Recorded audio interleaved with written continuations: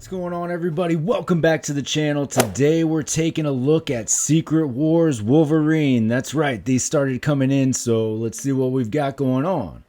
Let's check it out.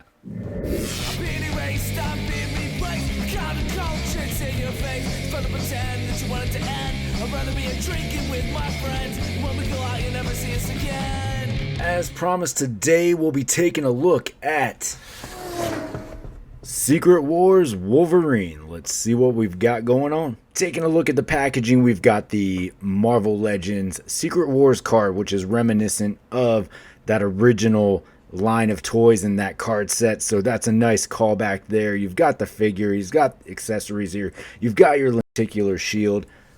You know, what else do you want there? You've got the interchangeable part too, if you really want that. Flip it to the back, you get a nice look at what is going on the card. So there's a good image of Wolverine. There's the rest of your line. That's how you change out the lenticular disc for the regular disc. Some important information at the bottom. There's your blurb. On a patchwork battlefield, Wolverine fights a raging war alongside the X-Men, but is wary of forging alliances outside his trusted fellow mutants. There you go. Let's get him out of the box. Fresh out of the box, it's going to take me a little bit to get used to this brighter color scheme on this figure. You know, some people will love it. It's not bad in general, just a little bit brighter than I might prefer, if that makes any sense, right? Skin tones come off a little pink as well, but it's Wolverine figure, so you know I'm in for it. Let's take a closer look. You do get these lenticular shields, which are pretty nice. It's a cool little touch, a little throwback. You can see the change in there. I don't know how well that's going to come off camera, but hopefully you can at least see some bit of that going on. There's also your interchangeable part there, which is just a generic shield insert.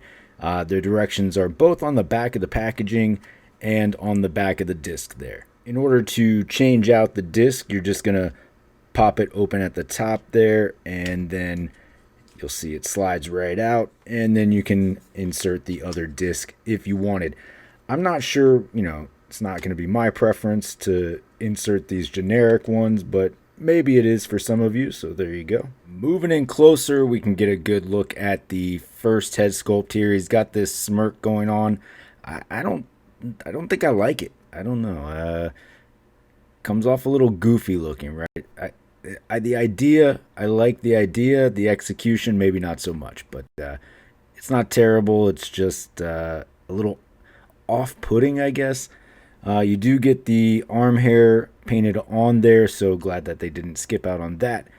Overall, it is a nice looking Wolverine sculpt, though. We do get all pinless there, as you can see. Let's take a look at the other head. Here we can look at the unmasked head. This head sculpt looks really good. I like this one, certainly my preferred out of the two. However, they did not give us the downed cowl piece that we have received in past Wolverines. Even if they didn't decide to create a new one, just repainting one of those older ones would have been a nice addition for this. For your hands, you do get your set of fists, and of course you get your claws out. It wouldn't be a Wolverine figure without them, so there they are. For your articulation, the head will look down to there, chin definitely touching the chest. Head goes up and back to about there.